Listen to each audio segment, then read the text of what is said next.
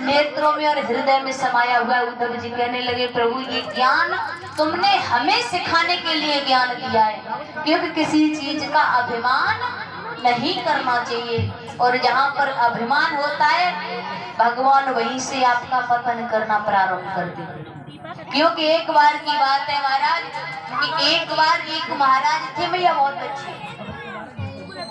संतों की सेवा करते थे। तो एक बार संतों के लिए उन्होंने भोजन करवाया, भैया हमारे घर पे भोजन कर लेना। संत आए भोजन करने के लिए, लेकिन एक दैत्य था, कहते हैं हर युद्ध में शत्रु कहूँ न कहूँ होते। जाकर के उसने जो खीर पक रही थी सर्प लिया और दैत्य ने खीर में डाल दिया। तो भैया राजा ने तो संतों को भोजन करवाया बड़े बाग से, उस खीर को संत भगवानों ने खाया तो मृत्यु हो गई भैया, विष तो विष है। अब कहने लगे जब चित्रगुप्त बैठे कि भैया अब इस काम में जो पाप है किसके सर, बनाने वाले की कोई कमी नहीं है, बनवाने वाले की कोई कमी नहीं है, खाने वाले की कोई कमी नहीं है। बड़े सोच में बैठे, तब तक निकल करके जा रहे भैया तो दो माता बहनाएं दो भैया बात कर रहे। तब तक संत निकल करके जा रहे तो उन्होंने अपनी बात तो बंद कर दी। कहने लगी भैया कहाँ जा रहे हो? तो हम फलाने राजा के यहाँ जा रहे हैं। कहने अरे महाराज वहां मत जाइयो, वो राजा ऐसा है कि पहले तुम्हें निमंत्रण देगा, उसके बाद भोजन बनवाएगा, उसमें विष डलवाएगा, तुम्हें खिलाएगा मरवाएगा।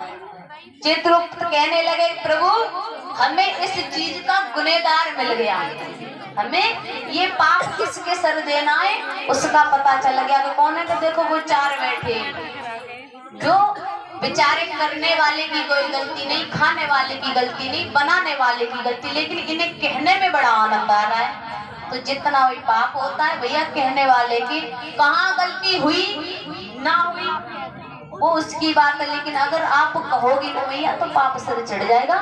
2 लाइन का एक भजन लेते, फिर यहाँ से बहुत सुंदर प्रसंग रुक्मिणी विवाह चलेगा गुरुदेव के मुखारबिंद से। एक भजन बहुत दूर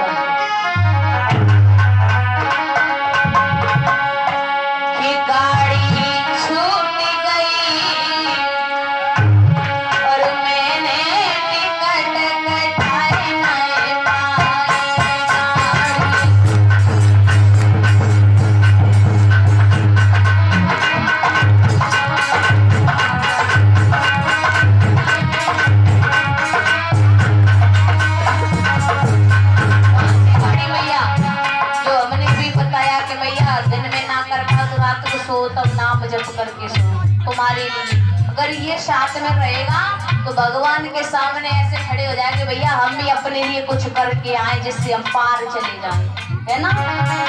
और जिसने किया नहीं भैया कल करेंगे, जिसने किया कल दिन गया निकल, जिसने किया आज उसने किया राज, ऐसा होता है ना। जो कर्म